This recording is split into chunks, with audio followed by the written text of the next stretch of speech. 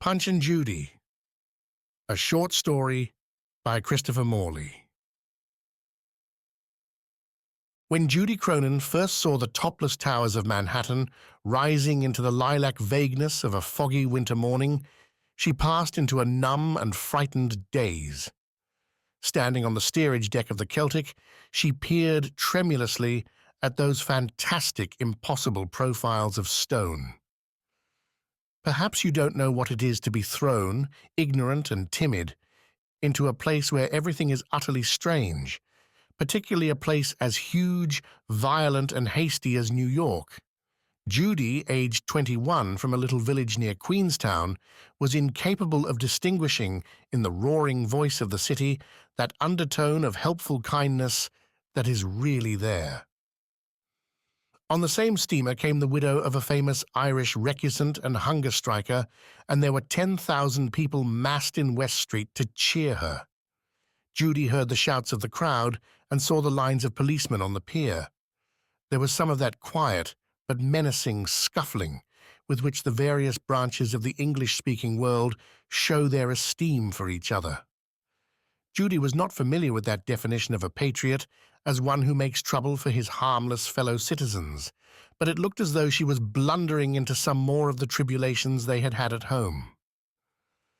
At last, her sister Connie found her, sitting white and miserable on her very small trunk, clutching her imitation silver coin purse. Connie had been in New York for a couple of years, and it gave her a homesick throb to see that coin purse, one of those little metal pocketbooks with slots to hold gold sovereigns and half-sovereigns. Father Daly had given it to Judy years ago, but it had never had gold in the little sockets until Connie sent over the passage money to bring Judy to New York. The city flashed by like a current events film. Judy found herself in a friendly lodging house in Brooklyn, kept by an Irish woman who had been kind to Connie. Her sister then explained matters. Her own employers, with whom she had a position too good to abandon, had arranged to go south for the latter part of the winter. They had already delayed leaving so that Connie could meet her sister and get her settled. They had given Connie a few days' holiday for that purpose. Therefore, Judy must get a place as soon as possible. And that very afternoon the sisters, Judy still in a kind of dreadful dream, went to the office of a Brooklyn newspaper to insert an advertisement. A great many people were watching the Situations Wanted columns, and the next evening, at supper time, Mrs. Leland called up the lodging house number, which had been given in the ad. Connie went to the telephone. Mrs. Leland had a pleasant voice and talked like gentry, Connie said. She lived in Heathwood, Long Island, which is some 20 miles from town, and wanted a nurse to take care of 2 children. Connie agreed to take Judy out to Heathwood the next morning to see if they could come to terms. Judy was inexperienced, but Mrs. Leland liked her looks. In short, by the time Judy had been in America 3 days, she was installed at Mrs. Leland's home in the country, and a few days later, Connie had gone off to Florida. Now Judy was really very fortunate in these random proceedings, for she had found a good home under an exceptionally kind and understanding mistress, and therefore perhaps it was unreasonable of her to be so unhappy. But no one has ever demonstrated that human affairs are much controlled by reason. Judy was dumbly and piteously miserable. She was homesick and lonely and half-mad with strangeness. She was not really slow-witted, but the confusion of her spirits put her into a kind of black stupor. Everything was uncouth to her: steam heat, electric light, gas stove, telephone, even the alarm clock in her bedroom. Not knowing how to turn off her radiator, and having the simple person's distrust of opening windows in a strange place. The first few nights she was sick with heat and suffocation. In her sleep, she cried out indistinguishable words about being shot. In spite of Mrs. Leland's patient tuition, she made every possible kind of mistake. The children, with the quickness of youth, realized her inexperience and uncertainty and played 1,000 impish pranks. Mrs. Leland could see that the girl had been through distresses at home and kept the evening papers, with their headlines about Ireland, out of sight. But one evening, in the kitchen, Judy came upon a Sunday rotogravure section with pictures of burnt streets in Cork. The look of the people in those photographs went through her heart. The men wearing caps, the women in shawls, something even in the shape of trouser legs and heavy shoes, reminded Judy how far she was from all that she understood. It's the little things you take for granted at home that come back to hurt you when you're away. That night, sitting in her bedroom next the nursery, she shook herself ill with sobs. One who might have helped her greatly took pains to add to her bewilderment. Hattie, Mrs. Leland's coloured cook, a retainer of long standing, was sharply disgruntled at this new addition to the household. Jealousy was the root of Hattie's irritation, and it shot up a rapid foliage of poison ivy. The previous nurse, a bosom friend of Hattie's own race, had been discharged in December for incompetence. Moreover, Hattie had not forgotten poor, naive Judy's startled look when they first encountered. Judy had hardly seen a coloured person before and was honestly alarmed. Hattie, though loyal to Mrs. Leland in her own primitive fashion, deeply resented this interloper. The invasion proved that Mrs. Leland was no longer entirely dependent on the particular clique of Heathwood-coloured society in which Hattie moved. The cook's logic was narrow but rigorous. The sooner the intruder could be discouraged out of the house, the sooner the Black Hussars, as Heathwood ladies called the coloured colony on whom they largely relied for assistance, would resume undivided sway. Mrs. Leland had had a Polish girl as a stopgap for a few days after the coloured nurse left, and observing the cook's demeanour toward this unfortunate, Mr. Leland had remarked that Hattie was working for a Black Christmas.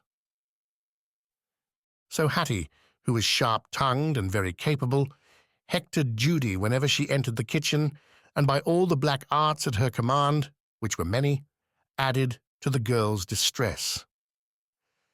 Judy, in spite of her mistress's kindness, grew more and more wretched.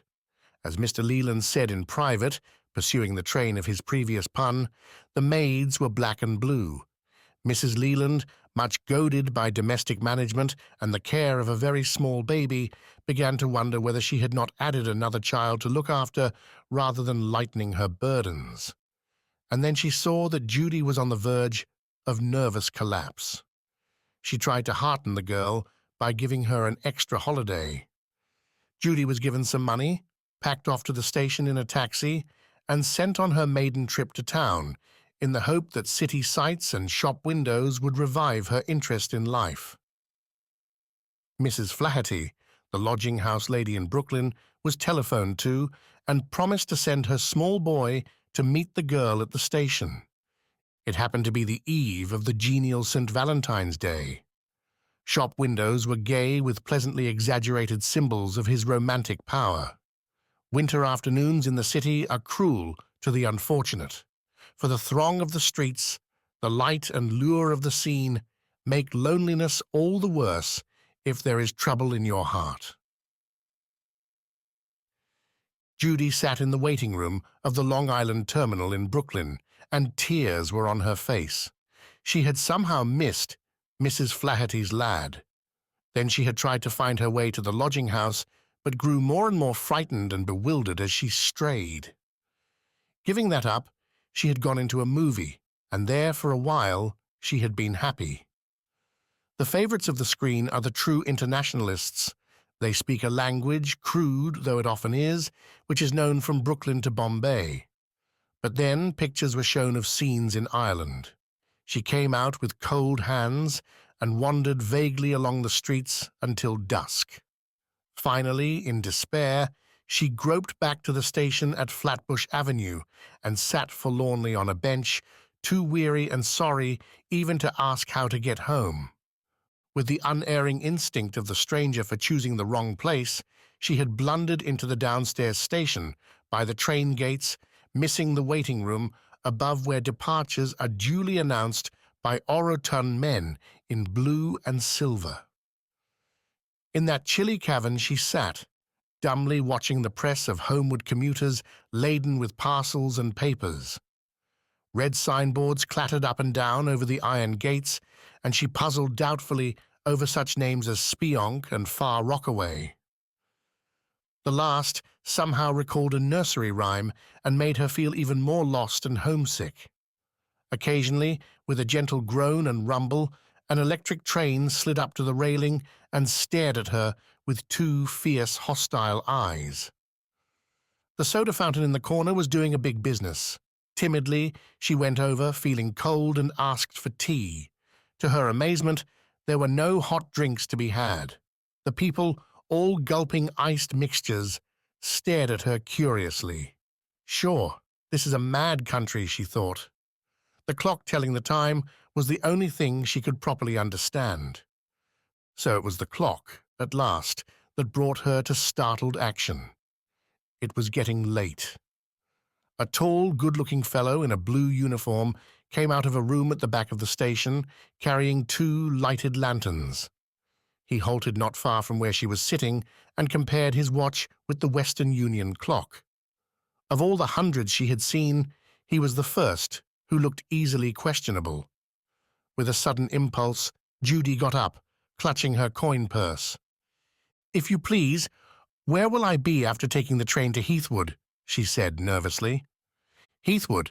The 6:18 makes Heathwood. Right over there, the gate's just opening. Change at Jamaica." He looked down at her, wondering but kindly. He was puzzled at the frightened way she was staring at his coat collar. He could hardly have guessed that to wet eyes the embroidered letters had at first seemed to be liar. Her puny, pinched face was streaked with tears. The red knitted muffler made her pallor even whiter. The little imitation fur trimmings on her coat sleeves and collar were worn and shabby. "Thank you," she said, blindly, and started off for the wrong gate. "Hey!" he called, and overtook her in a few long strides. "This way, miss. Got your ticket?" In a sudden panic, she opened her purse and could not find it. "Oh, surely I've lost it," she cried. "Where's the booking office?" "The booking office?" he said. "Do you mean the newsstand? Here you are." He picked up the ticket, which she had dropped in her nervousness. "That's all right," he said encouragingly.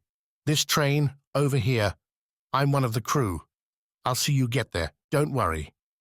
He escorted her through the gate and found her a seat on the train, beside a stout commuter, half buried in parcels. "Now you stay right here," he said. "I'll tell you when we get to Jamaica and show you the Heathwood train." He smiled genially and left her. Judy got out her wet handkerchief and wiped her face.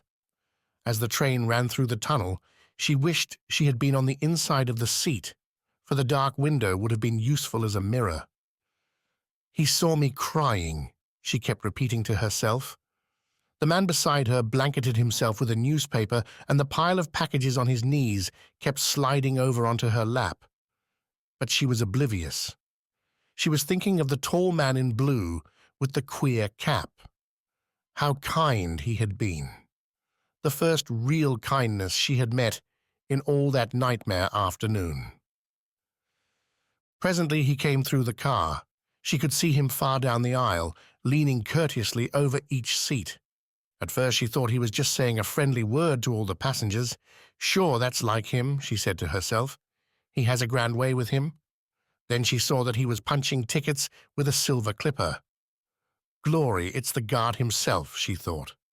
"I wonder will he speak to me again?" The man beside her thrust an arm out from his massive bundles and held a large oblong of red-striped cardboard across in front of her face. This reminded Judy of her own ticket, which was so different from her neighbor's that she worried for a moment lest it should not be valid. Here was her friend, bending above her with a smile. "Everything all right?" he said. "The next stop's Jamaica. That's where you get off. Watch for me at this door, and I'll show you the Heathwood train." Click, click.